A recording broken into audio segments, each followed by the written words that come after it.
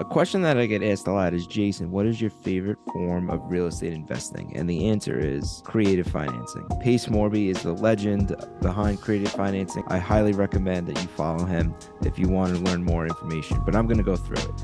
Creative financing is you're buying real estate by paying for it in different types of ways. So my two favorites are subject to investing and seller finance investing. So subject to investing is basically when you're taking over somebody's mortgage payment.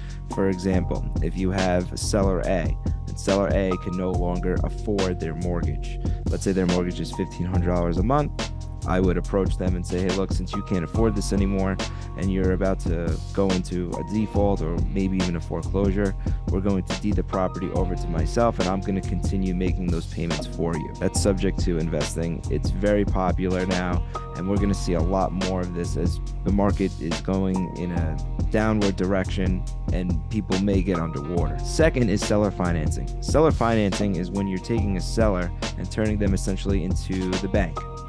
They're going to mortgage over their house to you, and you're going to, instead of making payments to the mortgage company, you're going to make payments to them.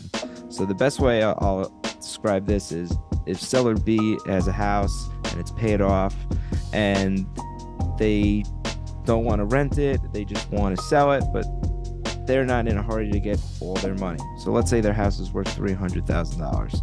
And I would say, okay, I'm going to give you $350,000 and I'm going to make you a monthly payment over the amount of time that they choose until the house is paid off. So I'll go through the last seller finance house that I did. I bought a property in Mississippi. It was listed for $300,000. I ended up offering $50,000 over what the property was worth. And what the seller did was they paid off their house and now they financed me the property over a 30-year period. And so this is a great way to get into more properties without using loans or putting loans in your name, because you're only allowed so many. So I ended up putting $20,000 down to the seller, and I make him a $1,500 a month mortgage payment. And I do that for 30 years until it's paid off.